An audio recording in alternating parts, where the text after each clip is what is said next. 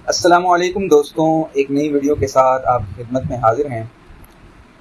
ہماری بات چل رہی تھی کمیونیکیشن گیپ کے حوالے سے کہ جدید نسل اور علماء کرام کے درمیان ایک طرح کا کمیونیکیشن گیپ آ گیا ہے۔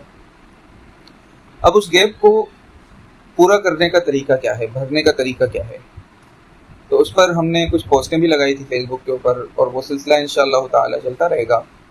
آج آپ کے ساتھ ایک اصول شیئر کرنا ہے، اور یہ اصول بہت اہم ہے، بہت زیادہ اہم کمیونیکیشن اسکلز کے لیے۔ اس کو ہر عالم کو، جسے نوجوانوں سے گفتگو کا موقع ملتا ہے، ڈائیلاگ کا، مکالمے کا، اسے سیکھنا بھی چاہیے اور پریکٹیکلی طور پر اسے اپنانا بھی چاہیے۔ وہ یہ ہے کہ دوسروں کے سوال پر ان کی مذمت کرنا چھوڑ دیں۔ ہاں، اگر کوئی شخص کوئی ایسی بات پر عمل کر رہا ہے جو آپ کو پسند نہیں یا شریعت کے خلاف ہے، تو فوری طور پر اس کی مذمت مت کیجیے۔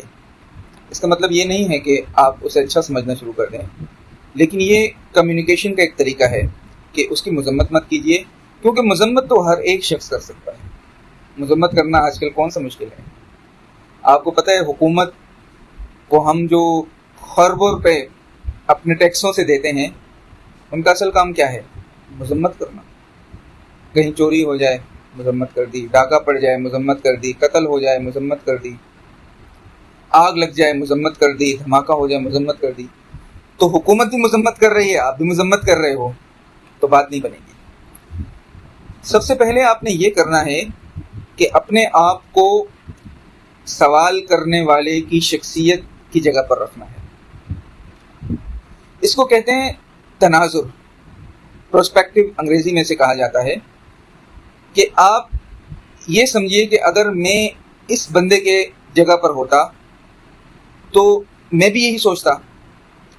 ظاہر بات ہے، اللہ تعالیٰ نے آپ کے اوپر کرم کیا ہے، آپ کو علوم نبویہ عطا کی ہے، علوم قرآنی عطا کی ہے، اور پھر آپ نے ایک بڑا عرصہ مساجد مدارس میں گزارا ہے، اور سامنے آنے والا بندہ، اس کا نہ علمی بیک گراؤنڈ ہے، نہ عملی بیک گراؤنڈ ہے، وہ بیچارہ کالج کا پڑھنے والا، وہ نوکری ایسی کرتا ہے، اس کی گیدرنگ، اس کے دوست، اس کا ماحول درست نہیں ہے، یا ماں باپ کی طرف سے بھی اسے کوئی خاص تربیت نہیں ملی، اور وہ بہت الجھا ہوا ہے دماغی طور پر۔ تو آپ یوں محسوس کریں کہ اگر میں اس کی جگہ پر ہوتا تو میرا کیا نظریہ ہوتا یا میرا کیا عمل ہوتا۔ تو جب آپ ایمانداری کے ساتھ اس کے نقطۂ نظر کو سمجھنے کی کوشش کریں گے، یقین کریں یہی آپ کے کامیابی کی سب سے بڑی دلیل بن جائے گی۔ سب سے بڑی دلیل کہ آپ نے اس کے نقطۂ نظر کو ایمانداری کے ساتھ سمجھنے کی کوشش کی۔ ہمارے ہاں ہوتا کیا ہے کہ اگر کوئی نوجوان کسی برے فعل میں ہو تو ہم فوراً یا تو اسے فتویٰ دیتے ہیں یا اسے دھتکار دیتے ہیں، اور اسی اصول کو آپ کو میں بتاؤں کہ نبی کریم صلی اللہ علیہ وسلم کے طریقے سے بھی ثابت ہے۔ آپ نے وہ مشہور حدیث سنی ہے کہ ایک شخص، ایک نوجوان آپ صلی اللہ علیہ وسلم کے پاس آیا اور کہنے لگا، یا رسول اللہ مجھے زنا کی اجازت دیجیے۔ ہاں، کتنا خطرناک سوال ہے۔ اور پوچھا کس سے جا رہا ہے؟ آخری پیغمبر صلی اللہ علیہ وسلم سے۔ لیکن وہ معلم اعظم بھی تھے، اخلاقی پیکر بھی تھے، آپ نے اسے دھتکارا نہیں۔ ہمارے ہاں یہ کسی مولوی کے پاس آتا ہے، ہمارے پاس آتا تو ہم پہلے اسے 2 تھپڑ مارتے، اسے کہتے نکل جا مسجد سے، شرم نہیں آتی تیرے کو؟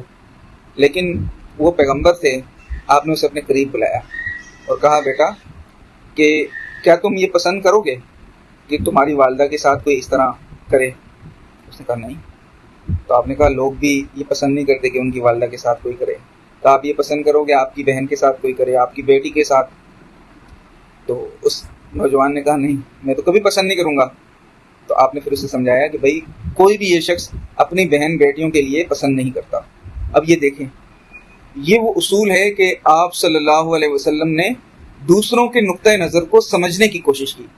آپ نے اس نوجوان کو اس کے لیول پر اتر کر، پیغمبر کا لیول بہت بلند ہوتا ہے، لیکن سمجھانے کے لیے، اپنے دلیل کی تفہیم کے لیے اس کے لیول پر جا کر اسے سمجھایا، اور اسے یہ بات فوراً سمجھ آ گئی۔ تو مولویوں، ہمارے بھائی ہیں، آپ کو بھی اگر کوئی شخص آپ کے پاس آتا ہے اور وہ سوال کرتا ہے تو سب سے پہلی بات یہ ہے کہ اس کو سمجھنے کی کوشش کیجیے۔ اب اس کے لیے ایک ٹیکنیک اور استعمال ہوتی ہے، وہ انشاءاللہ تعالی اگلی ویڈیو میں آپ کو بتاؤں گا کہ دوسروں کو سمجھنے کی پریکٹس ہم کیسے کر سکتے ہیں اور اپنی ذہن سازی کیسے کرتے ہیں کہ آگے ہمارے سامنے کوئی بھی آ جائے تو ہمیں زیادہ مشقت نہ اٹھانی پڑے دوسروں کا تناظر یا نقطہ نظر سمجھنے میں۔ تو انشاءاللہ اگلی ویڈیو میں ملتے ہیں۔